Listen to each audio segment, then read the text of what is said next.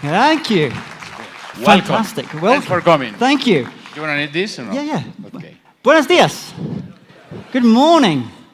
Can we have a big round of applause for Bruno and Felipe for improvising? Fantastic.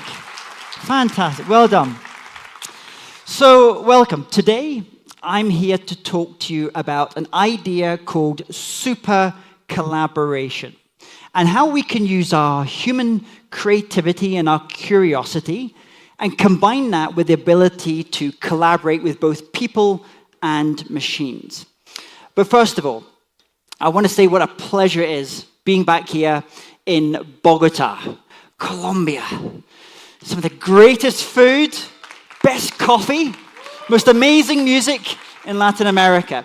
You see, before I did what I do today as a keynote speaker on creativity, innovation, and future trends, my old job when I was younger, when I was a kid, I was a musician many years ago. So being a musician is an interesting job. Trying to find my slide here. Here we go.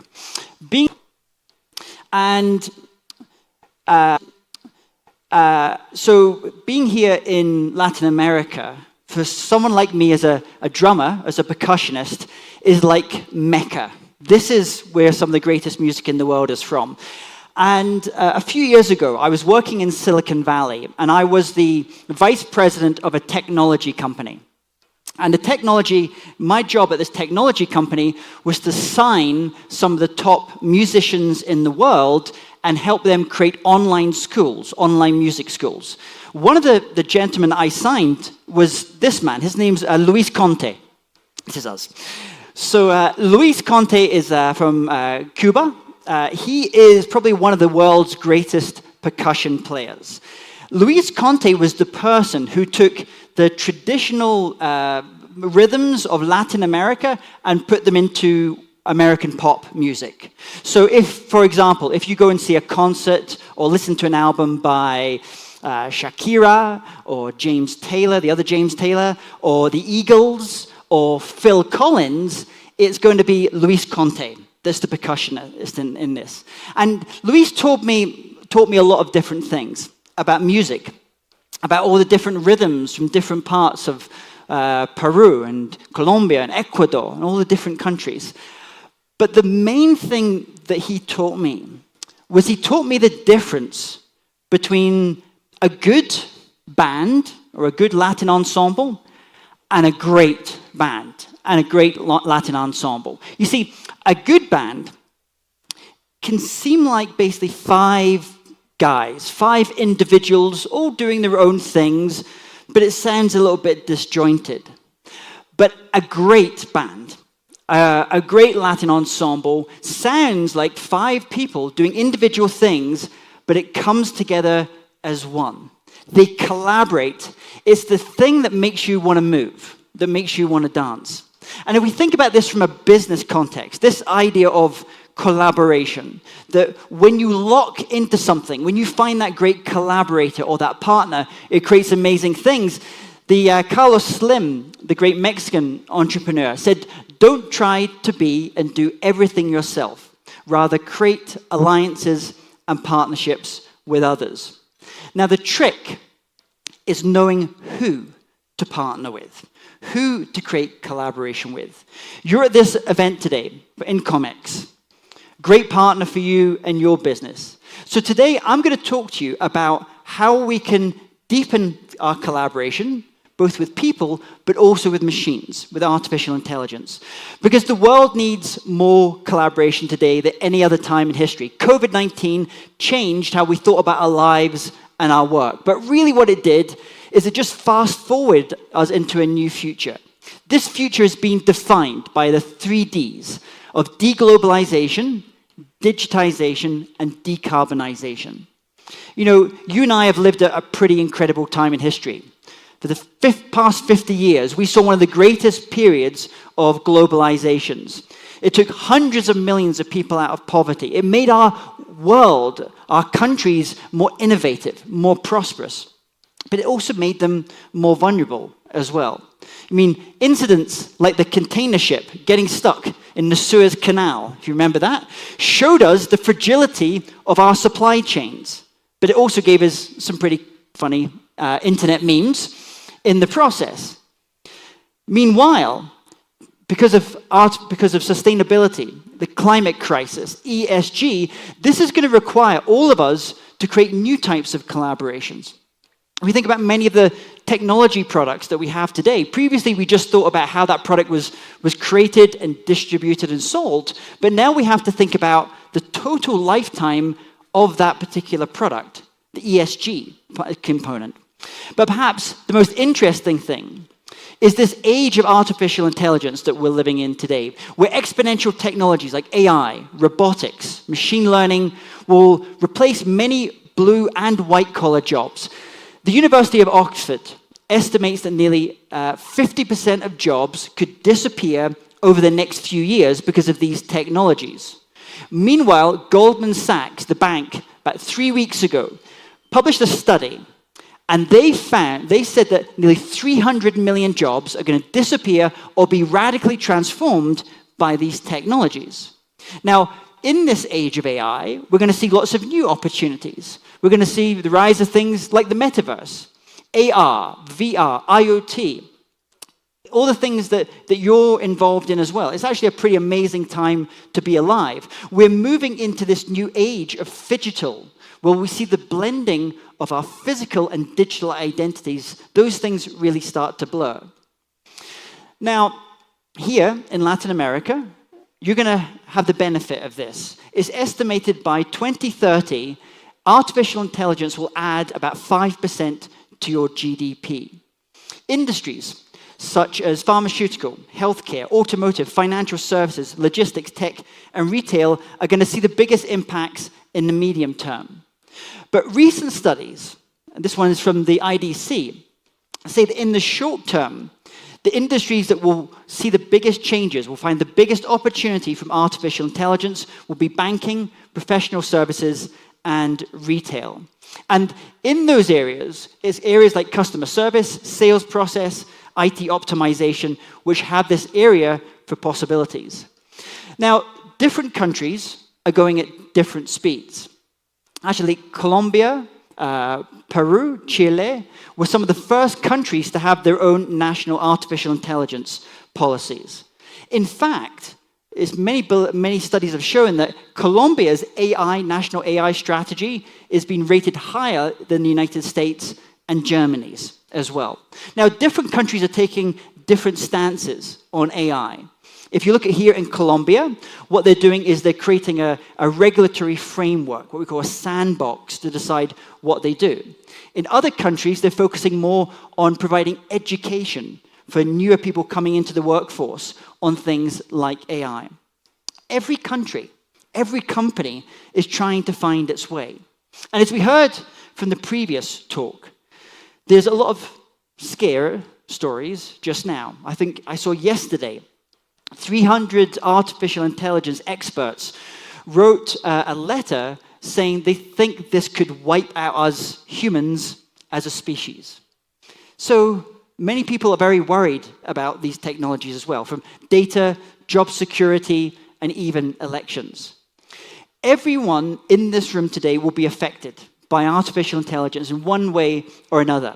The other day, I was speaking in Alula, which is in Saudi Arabia. It's a UNESCO World Heritage Site. It's a beautiful part of the world. And I was speaking at this event alongside Ada. Ada is the world's first ultra-realistic artist robot. Ada has been trained in the world's history of art. She sees through the cameras in her eyes. She listens through the microphones in her ears. She creates beautiful paintings and poetry through AI and through the robotics. So maybe next year, when you come to this Intcomex event, it won't be a human speaking on the stage like me. I'll have been replaced by a machine. But what I think is more likely is these technologies will actually augment our human creativity and our human curiosity. So, having thought about this and knowing this, where do we stand? How is this going to affect our businesses? Now, some people think that all of the benefits of artificial intelligence will go to the makers of things like the big generative AI systems like ChatGPT, companies like OpenAI. But what I believe is a better way of thinking of this opportunity with artificial intelligence is in the same way that we saw refrigeration happen 100 or so years ago. The first companies to benefit from refrigeration was the companies that invented the technology, the initial core technology. But what we saw is entrepreneurs and businesses use these technologies to allow them to do different things. We saw the rise of companies here in the region, companies like Coca-Cola, that used refrigeration as a powerful new tool to grow their business. So that's where we are today. We can start to see AI as a useful tool in this process.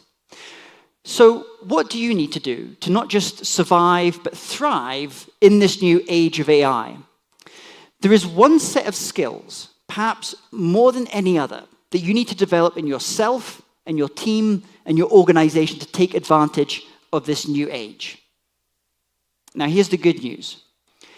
Every single person in this room just now already has these skills. My job today is to show you how you can develop them.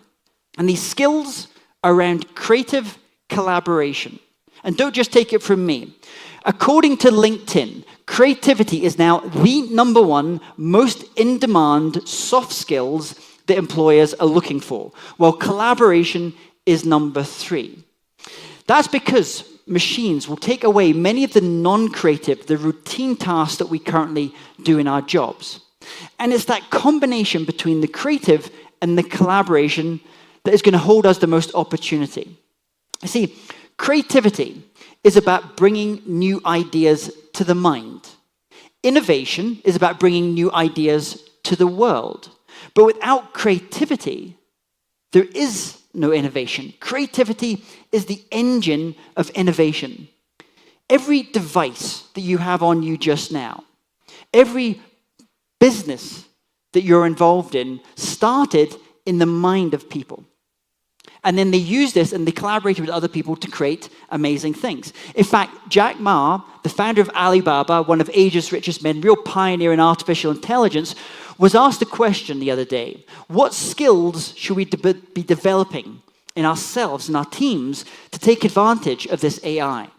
And he said, don't bother trying to compete with a machine on something that could do better, faster, and cheaper than you. You need to focus on that one advantage that you have as a human. Your creativity, your curiosity, your ability to innovate. This is me. I was brought up in the Highlands of Scotland, the land of whiskey, golf, castles, the movie Braveheart.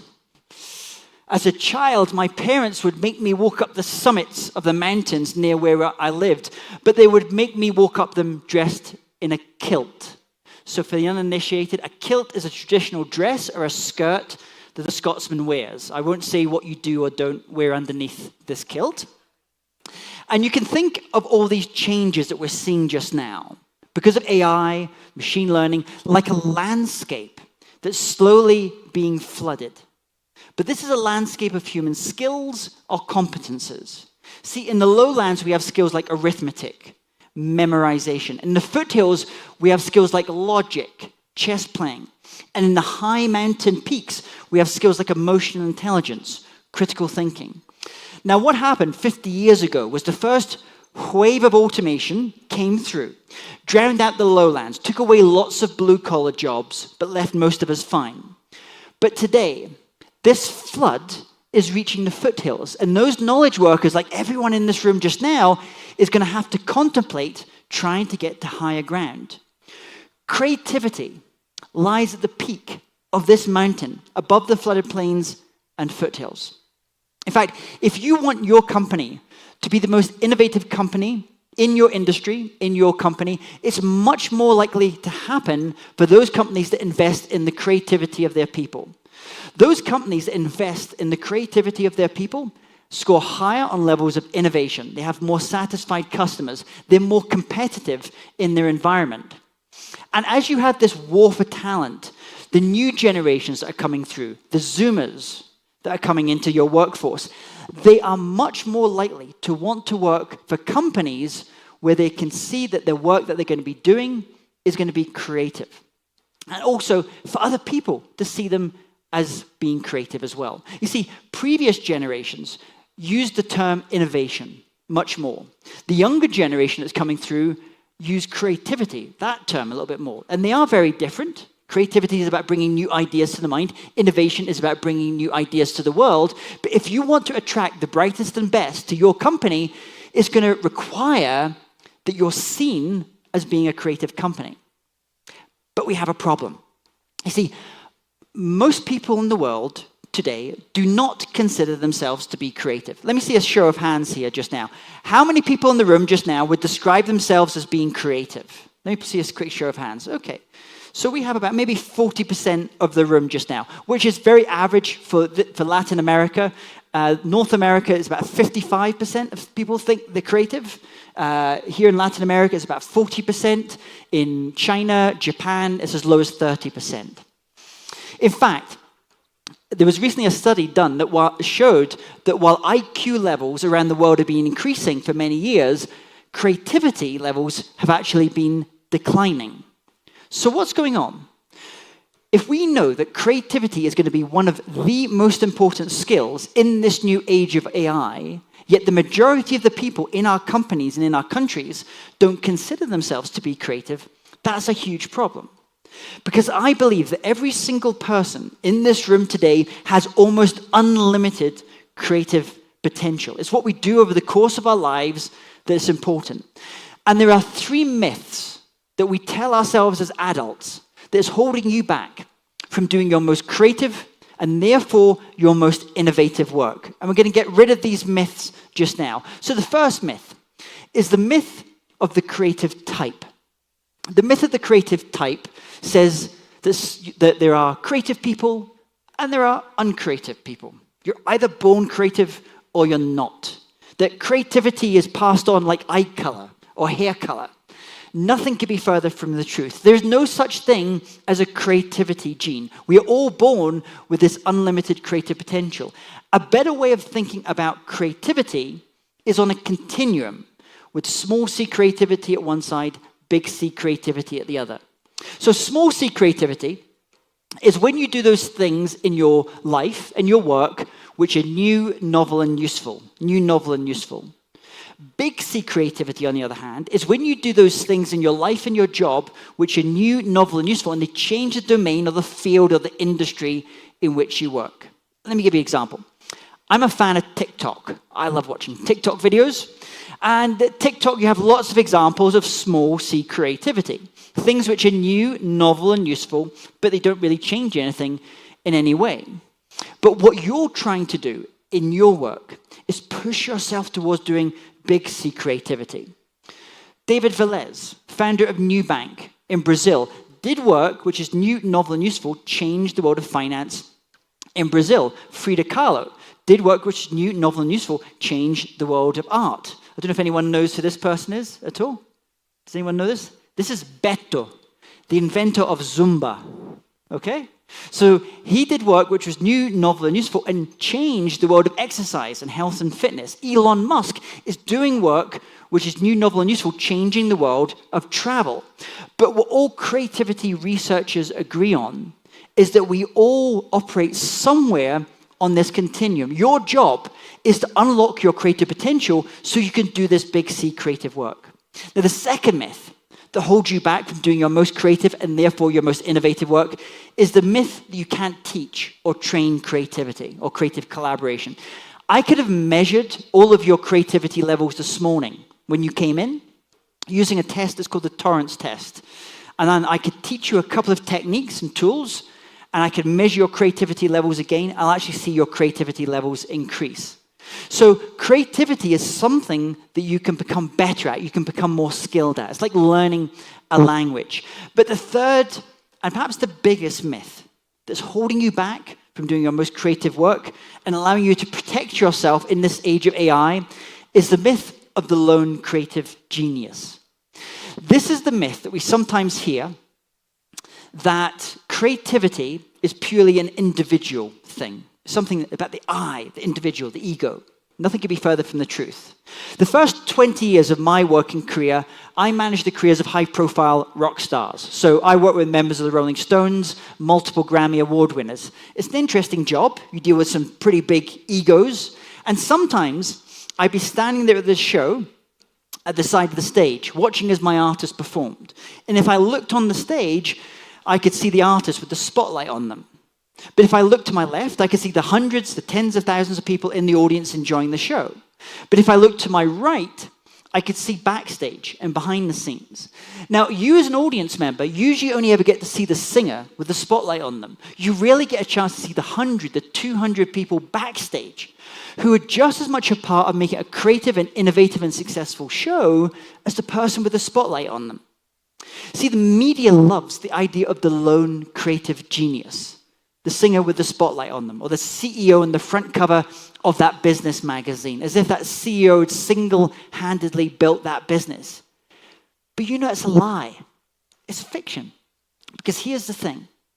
Creativity is collaborative. Creativity is a team sport.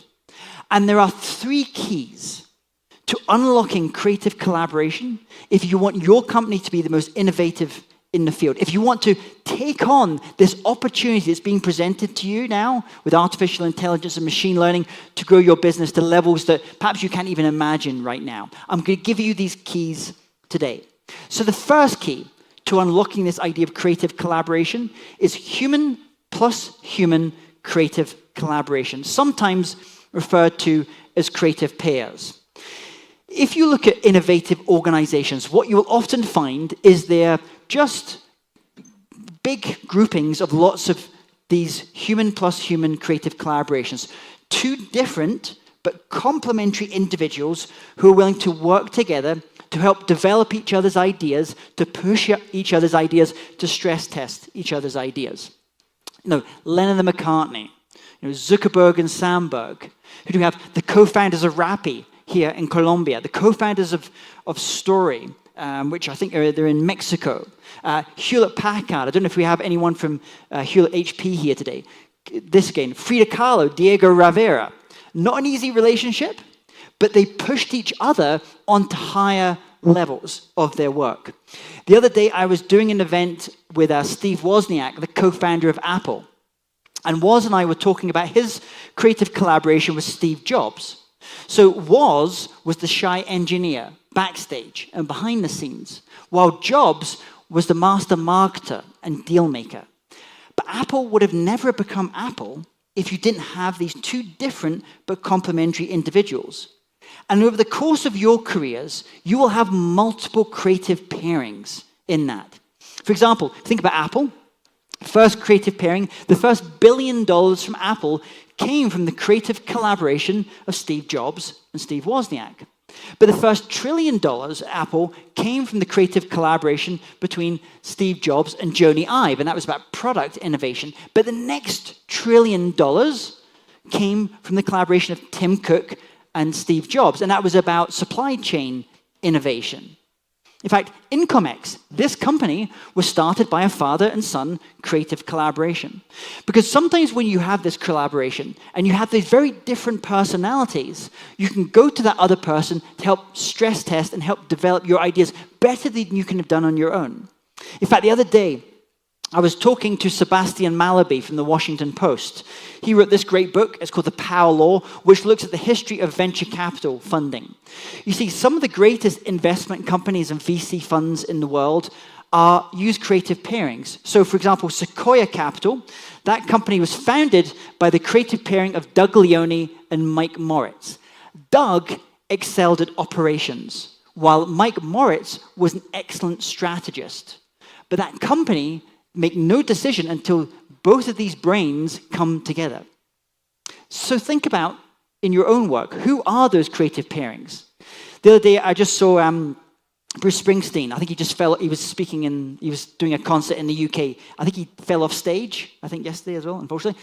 So Bruce Springsteen's had a fantastic creative collaboration for many years with this guy. His name's Steve Van Zandt. It was Steve Van Zandt who told a very young Bruce Springsteen, I believe in you. In fact, not only do I believe in you and your talent, I think the band should have your name. And I think you should be the main singer on the band. Because sometimes these creative collaborations are like mentor-mentee relationships. In fact, you might know Steve Van Zandt from his role in the hit TV show The Sopranos, where he plays the Silvio Dante, the consigliere to the mob boss Tony Soprano. So think about, in your own work, who is that other person that you go to with your ideas? Who helps you develop your ideas, who stress tests your ideas, who asks you those kind of difficult questions, who makes your ideas better. If you don't have that person currently in your work, maybe this event is your opportunity to find the other person, the yin to your yang. The second key, though, to improving creative collaboration is human to the power of X, what we think of as collaborative teams. Now, there are many ways to think about innovation in your company. And I'm going to just talk about two types of innovation that you can use in your business. I'm a cyclist. Most weekends, you're going to find me cycling around hills and mountains somewhere in the world. Now, the world of professional cycling changed one day in 2003. You see, up until 2003, the British cycling team had never won the Tour de France, which is cycling's biggest road race. It only won one gold medal in the Olympic Games. Basically, us British, we weren't very good at cycling. We got beaten by the Colombians, by everyone else would beat us. We weren't very good. But they brought in a guy called Dave Brailsford to change all of that. Fast forward, at the 2008 Beijing Olympics, his cycle team won 7 out of 10 gold medals available in track cycling, and then repeated that success 4 years later in London. So how did they do it? How did a team go from being bottom of the rankings to winning all of the medals, all of the awards? Well, they applied a theory in innovation. It's called the aggregation of marginal gains. They gambled that if they can improve every component that goes into competing, in this case on a bike, and improved each element by just 1%, they would achieve a significant aggregated increase in performance. They said, let's forget about perfection, let's focus on progression. So first they start with the big things. Okay, how can we make every component on the bike 1% stronger this month, 1% lighter, 1% more resilient? Then they move to the athletes. How can we increase the amount of power the cyclist outputs by 1% this week, 1% the week after?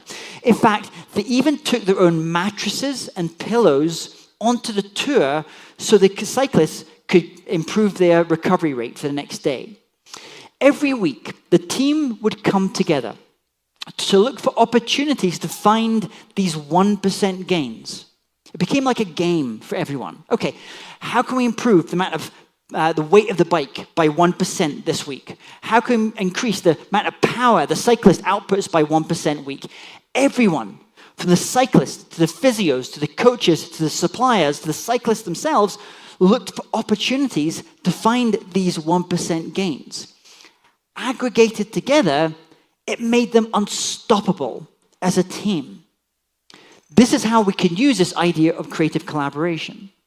Now, to do this, to create this sense of collaboration, to drive innovation, we have to have something very special in the culture.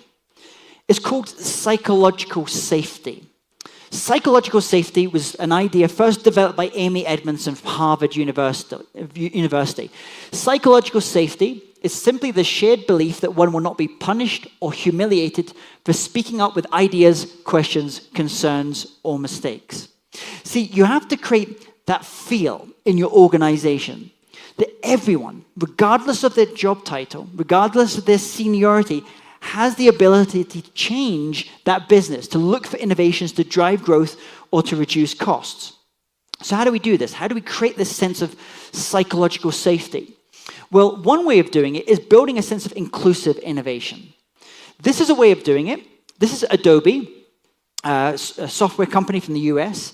They have these. These are called kick boxes. They're just a very simple red cardboard box. Inside the box, you're going to find Post-it notes, pens, a notebook for bad ideas, because we need bad ideas to get good ideas. And there's one more thing. $1,000 prepaid debit card that the team can spend however they want without ever having to justify that purchase to a manager. For the price of funding a $1 million project, Adobe was able to get its people to generate 1,000 new ideas to grow the business and to reduce costs. The CEO of Adobe said, we only need one of these ideas to work for the whole project to pay for itself. It's been so successful today that companies like Cisco, SAP, Caterpillar, Procter & Gamble, Gates Foundation, the World Economic Forum use versions of these. So every time a team spot an opportunity to enter a new market or to launch a new product or to find some way to innovate, they ask for one of these kits. These kits get sent to them. The team developed the initial prototype. Now, in the case of Adobe, these 1,000 red boxes go to the senior executive team. A few are then given blue boxes. Adobe won't say what is in the blue boxes, but it's additional resources and finance to make that thing happen. But to date, 26 blue boxes have come from the 1,000 red boxes. But here's what it does. In the culture of the organization, it creates that sense of psychological safety. It creates that sense that everyone, regardless of your job title, has the ability to innovate and to grow the business. And the final key to unlocking this idea of creative collaboration is human plus machine creative collaboration, sometimes referred to as super creativity. And for you, I think this is going to be one of the most exciting areas and the most exciting things to be involved in. See, this is your ability to augment you in the work you do with exponential technologies like AI and machine learning. We sometimes refer to these hybrid human plus machine creative collaboration systems as centaurs, after the half-human, half-beast creatures of ancient Greek mythology. Give you an example. If you ever watched the movie Iron Man, they've got the Tony Stark character in that movie, played by Robert Downey Jr., and he has an AI assistant called Jarvis. And together, Tony Stark, the human, and Jarvis, the machine, they create and they build these amazing things. But today, this isn't a fantasy or a fiction. Today, this is a reality. For example, in the world of chess, we have what are called centaur chess players. A centaur chess player is a human chess player paired and working alongside an AI. Now, here's the thing about a centaur chess player. It will beat the strongest human chess player any day of the week. But it will also be an artificial intelligence working on its own. That's because centaurs combine our ability as humans to be creative, to be curious, to ask questions, to be strategic, with a machine's ability to be tactical and crunch huge amounts of data. Human plus machine creative collaboration. Because as humans, we're creators and makers of things, of products and services, companies and countries. It used to be the case in the past that ideas, innovations had to be purely developed by us, the humans. But today, we can collaborate with machines to do amazing things. For example, one of my clients is IKEA. And so if IKEA wants to design a chair today, it goes to an AI. It said, okay, design me a chair. I want it to support this much weight, cost this much, be made from these materials. The AI will then create thousands of different designs based upon the criteria that you've selected. The human teams, we sit and we look at these and we decide which ones do we want to prototype and test.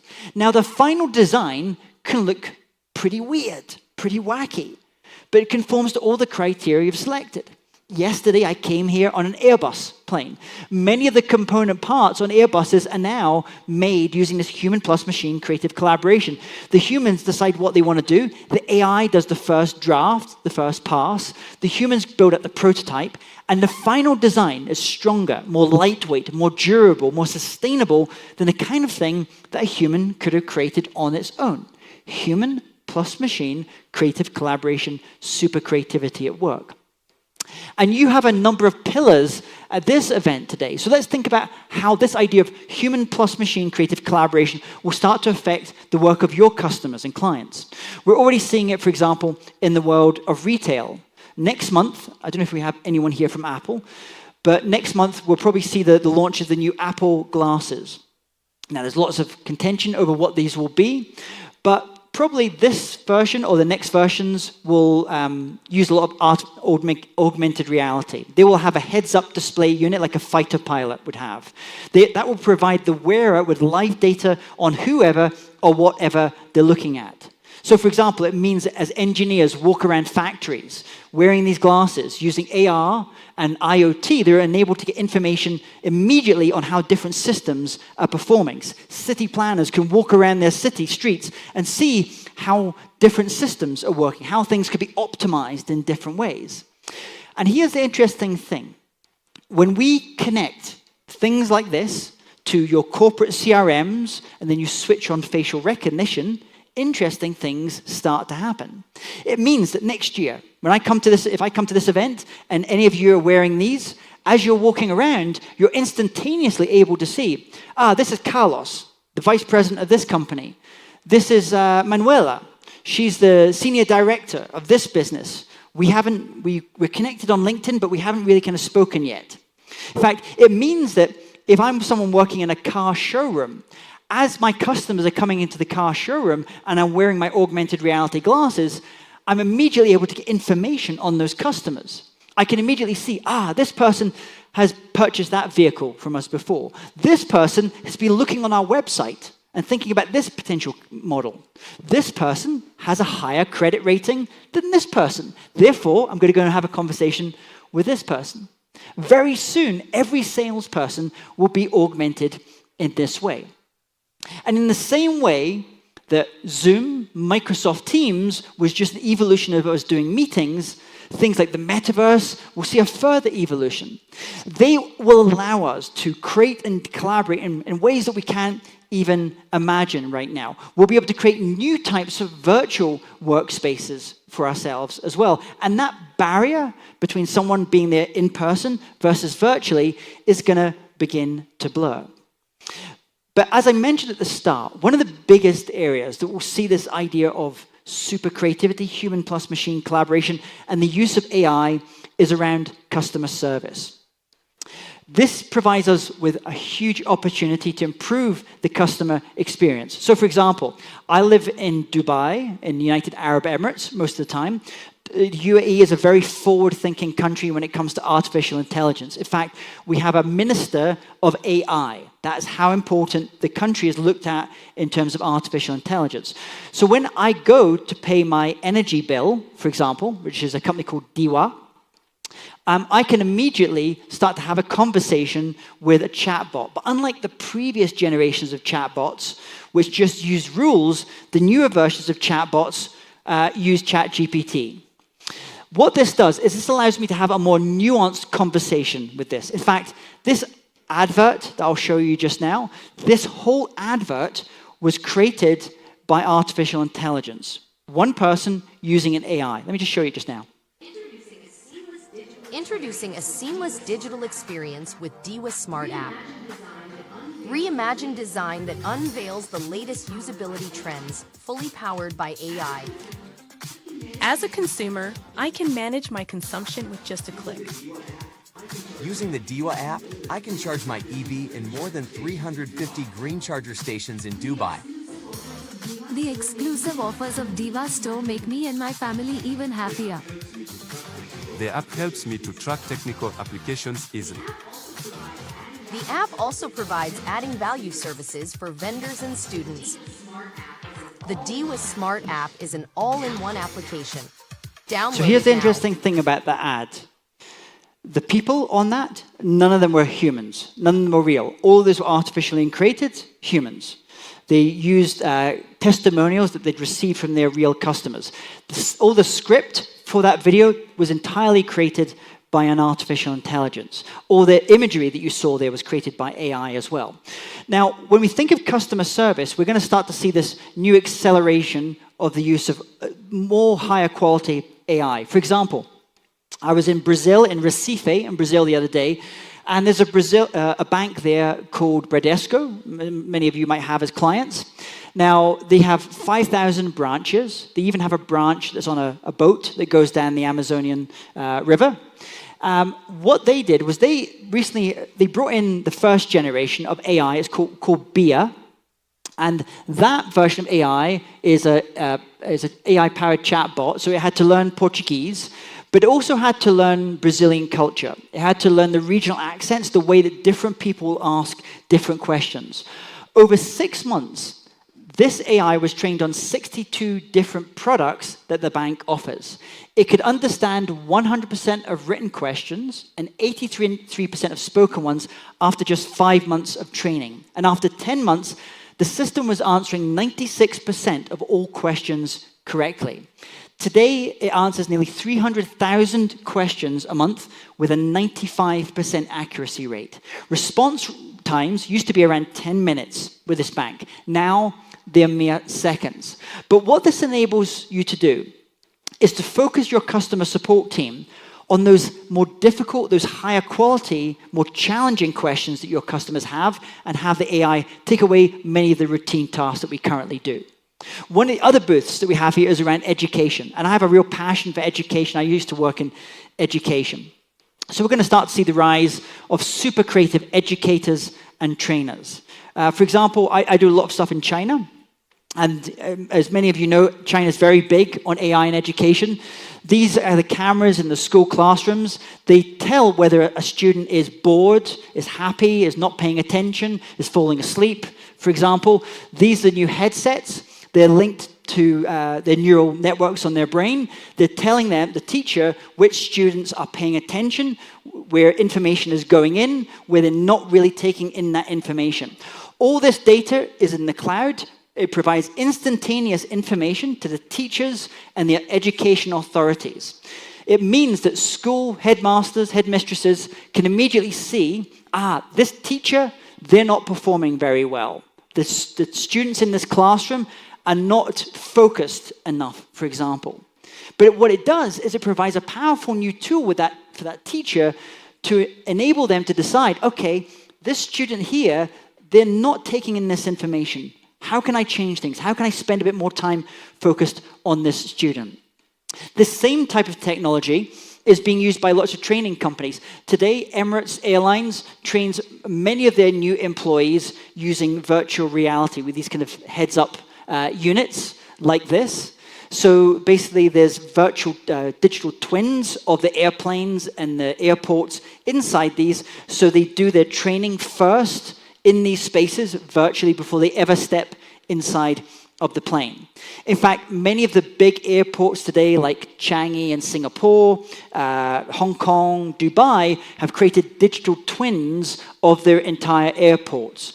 The other day, I was speaking in Cancun, Mexico, for a company called Lufthansa Sky Chefs. They provide 300 million meals a year for all the airlines. So if you have a meal on a plane, it's likely it's Lufthansa Sky Chefs that supplied it. So what they do today is they train all of the people that bring the food onto the planes, those engineers, the people that are driving the trucks, they train them first in the virtual world, in the metaverse, before they ever bring them on site. Human plus machine, creative collaboration, new ways to collaborate. But for me, perhaps the most exciting area is around healthcare. This provides us some of the biggest opportunities. For example, we already have with clients like mine, like Medtronic, augmenting the surgeon. It means that we now have robotic surgery. The robot does some parts of the surgery while the human surgeon comes in for other parts. The surgeon is able to practice parts of that operation in a virtual world first before they ever get in front of the patient. Many of the services that are currently only available in rich countries for healthcare are soon going to be available to anyone because of these generative AI technologies. For example, we're seeing a real mental health crisis around the world. I think here in Latin America, 1 in 5 people will suffer from a mental health illness over the course of their life. But there's very few therapists. There's not enough therapists for the people. So today, many companies are using things like ChatGPT to be virtual therapists for their employees. One insurer that I work with in the United States is now rolling this out for 80,000 of their insured people and also their employees. So those people immediately have access to a therapist. You can ask questions. You can start to build the relationship. Now, is this AI as good as a human therapist? Interestingly, the AI scores higher on levels of empathy than many of the real-world therapists. But really what it does is it takes some of the strain away. That means any citizen can get access to high-quality mental health care using these technologies. And in the same way that we have smart classrooms, we now have smart hospital wards. Using the same technology I showed you before that they're using in China, some of the things that you're seeing here at this event, it means we have these interconnected hospitals. What it immediately tells is whether this patient is moving or not, whether they're uncomfortable, whether they're unhappy, whether we need to maybe bring a nurse in, whether there needs to be some type of intervention in this way. Does this remove the need of the nurse or the doctor? No. It augments them. It provides them with a powerful new tool. And I know many of you in this room are marketers. Your job is to market the products, the services that you sell. So where we're seeing so much excitement just now is on generative AI, like ChatGPT, but there's lots of other ones, Bard and other things that are coming along. For example, one of my clients is called Puratos. They make baking products. If you go to a Starbucks or a Costco, for example, many of the baked products in there are coming from this company. Today, what this means is their marketing teams in the past used to have to spend millions of dollars on creating marketing content. But today, they can simply collaborate with an AI on doing this. So for example, they said, write me an article, write me a 1,700-word article on the topic of food innovation for good. The AI will immediately create a really great article. It is better than 98% of what human marketers could create. And also because it speaks in 50 different languages, you can immediately say, okay, write that whole article, write it now in Spanish, for example. One of my team, or my company, he's creating 4,000 SEO landing pages per month using these technologies as well. This is augmenting the role of the marketer. And for those of you that aren't in marketing, but perhaps you have a more business development role, they also provide us with a great new tool. So for example, if you're thinking about bringing a new product into a market, you could say to the AI, create me a detailed B2B marketing plan for the launch of this new product into the market. The AI will immediately go and create it and help it develop it. Now, here's the thing that brings it back to us, the humans. The AI will hallucinate. It will make mistakes. Where you come back into is bringing this sense of what my grandfather would have called street smarts. Your ability to almost like smell and taste when something doesn't quite feel right. That's your humanness, your curiosity. But when we combine this, the AI, with our ability to be creative and curious and ask questions, it provides powerful new things. The other big area, obviously, is around financial services. And in financial services, many of my clients are using augmented coding today. So I know we have folks here from Microsoft. They have things like Copilot. This allows the human engineer to be able to quickly understand the code that they're reading. For example, much code in banking was written 20, 30 years ago. It's not the code that engineers are writing in anymore. Today, company engineers are using things like Microsoft Copilot. These technologies are writing 40% of their code. This is allowing them, as the humans, to focus on those most difficult tasks.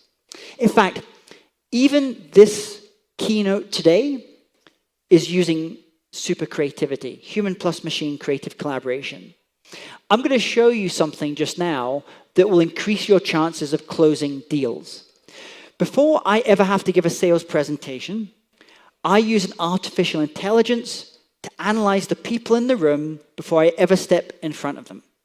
Why do I do this? Well, because if you're trying to do a sales deal, and you're meeting with someone, maybe meeting for the first time, you do some research on them, but really what you want to know is how does this person think? What are their hot buttons? What is going to make them buy? So using artificial intelligence, you can analyze any decision maker before you ever step in the room and sell to them. It's very easy to do today. All you need is 1,000 words that someone's spoken or they've written. So for example, the other day, I was having to give a sales presentation to a CEO in New York. I'd never met this CEO. We'd had an email correspondence. He'd written an article for his trade magazine, and I can give that data to an AI. And this is what it creates for me. It immediately creates the psychometric profile of that person that I'm trying to influence in the room.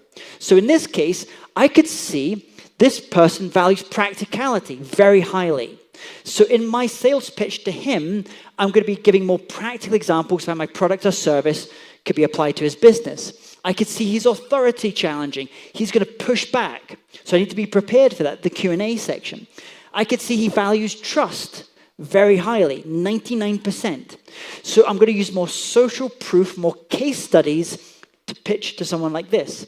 Then what I can do is I can give the AI my draft PowerPoint or my sales script, and it will analyze that.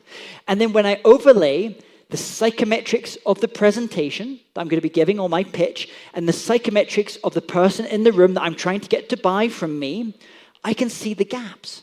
So I can immediately see here, this is a New York CEO. Big, bold, brash. I'm British. I'm a little bit more reserved.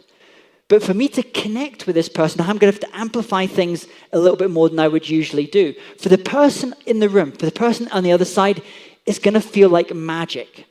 It's going to feel like, wow, this person really understands me, really gets me. But it's not magic. It's just data. You know, why shouldn't everyone use a tool like this to be able to augment them in the work that they do in sales? Now, here's the thing. The AI will not write your next sales presentation for you, but it will make you a better presenter of your ideas. Human plus machine creative collaboration, super creativity at work. I find this amazing. What an incredible time in history we're living in. Imagine the kind of things that you could do when you can combine your humanity, your curiosity, your creativity with these exponential technologies. But in order to do this, we need to do different things, and we need to do things differently. When companies bring me in, they bring me in to unlock the creative potential of their people, to break down silos, to help them generate the ideas that are going to help them innovate in the organization. My clients come from all different kinds of industries, from technology, financial services, banking, retail. Some of you are represented here in this room today. And in the final few moments, what I thought I would do is give you some real actionable tools that you can take away to unlock your own creative collaboration in yourself and your team and your organization. One of the frameworks that I use in helping companies accelerate innovation is what I call the 6 Ps. And we don't have time to cover them all today. I'm just going to teach you 2.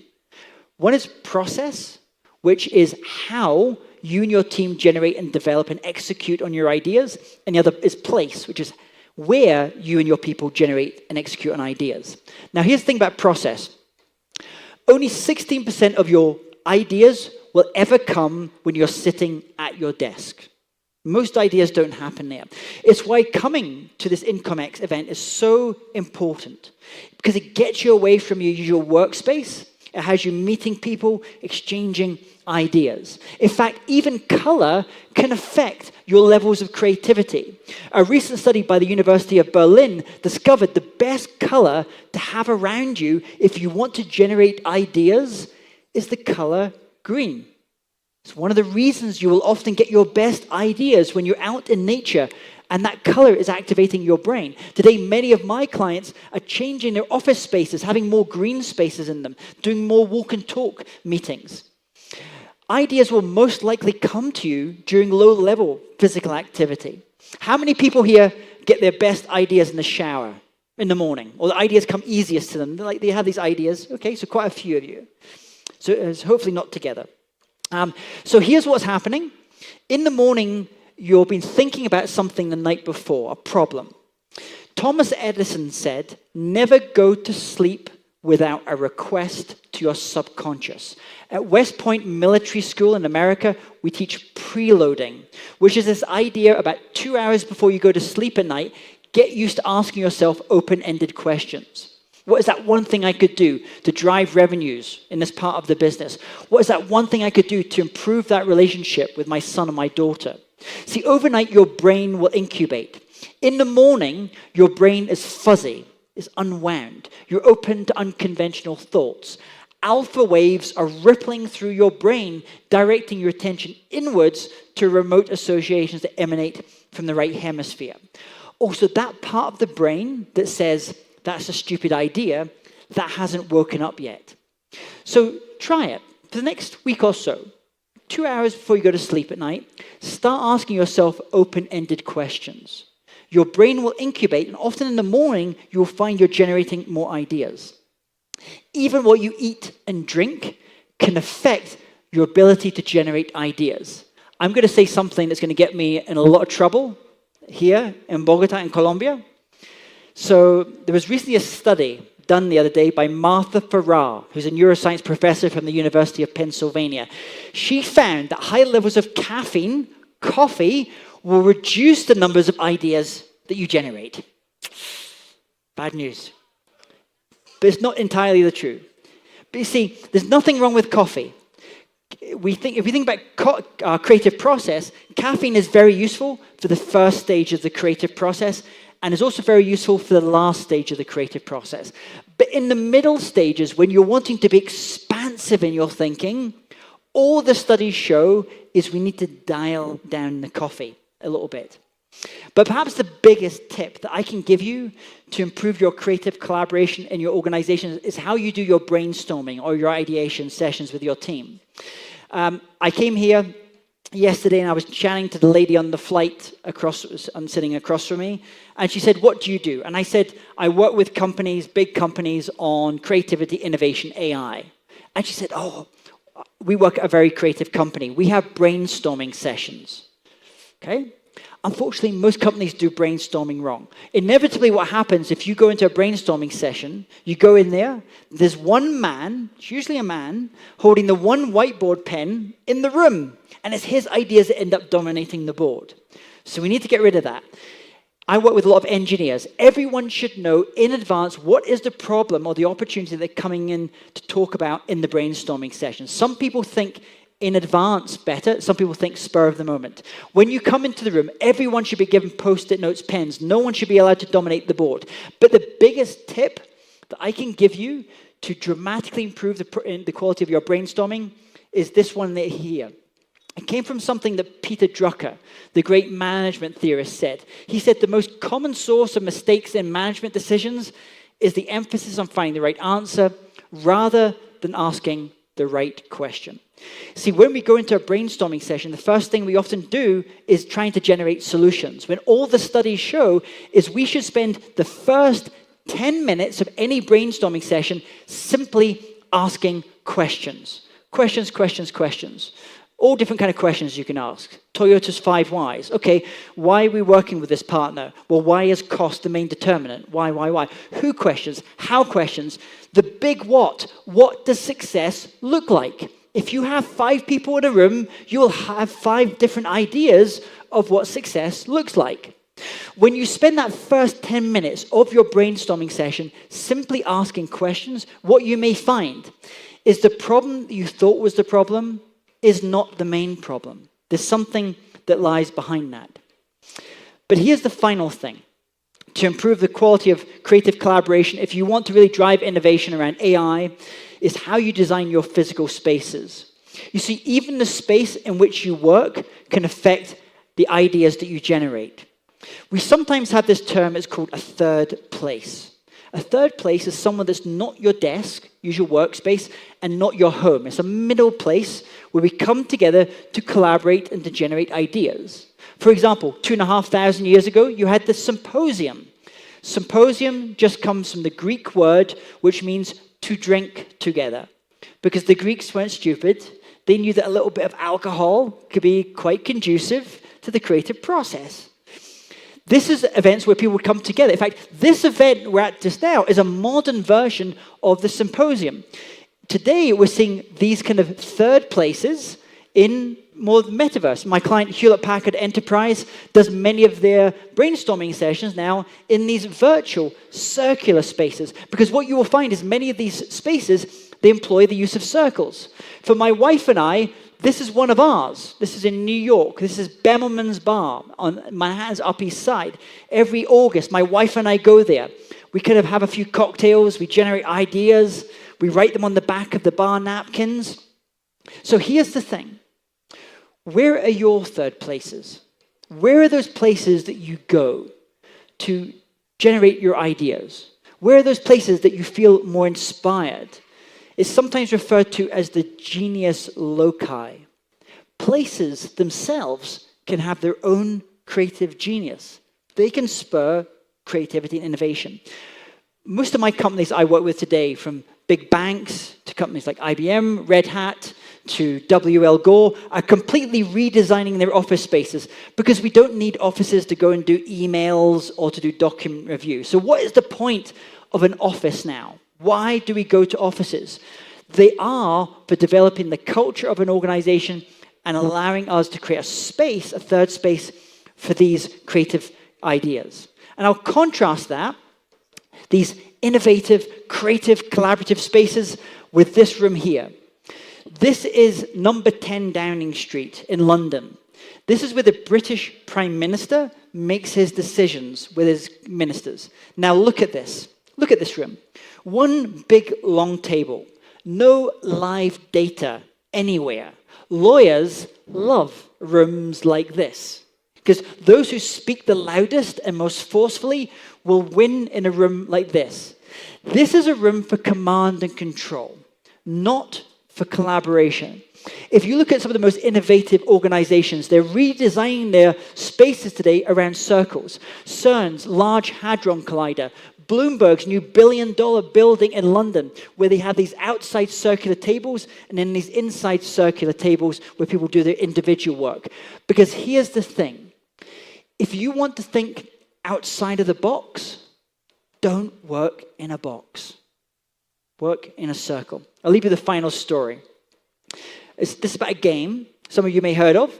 This was the game of Go. Go is an ancient Chinese board game, much more complicated than chess. There are more moves in the game of Go than there are atoms in the universe. It's a beautiful game. Now, this game was between Lee Sedol from South Korea, the world's greatest player of Go, between Google's DeepMind, which is an artificial intelligence lab based in London. Now, the machine, the AI, had learned how to play the game of Go using something called reinforcement learning. But no one expected a machine to do well on a game as complex and as beautiful as Go. But in those first few games, the AI kept winning. But something interesting happened. In game 4, in move 78, Lee Sedol, the human, made a move that was so creative, so innovative, so inspired, it's been dubbed the God's touch. Now, here's my question for you. Would Lee Sedol, the human, have ever made a move like that, have ever moved the game to a completely new level if he hadn't have been challenged by an AI? Because today, we see the world's best players of Go play game after game alongside AI, and we're seeing their world rankings skyrocket, because I believe these technologies will actually unlock something of our true human creative potential. Because as someone like Carlos Sims said, competition makes you better, always, always makes you better, even if your competitor wins. In this room today could be someone who's going to revolutionize your field, your industry. That person could be sitting next to you just now. That person could be you. And the first step is to simply embrace the humanness, the creativity, the curiosity that you were born with. It's about being comfortable and just saying, I am creative. But the next step is to augment it with other people and machines. So you can say, we are super collaborative. My name is James Taylor, and it's been my great pleasure speaking for you today. Thank you so much. Thank you. Thank you.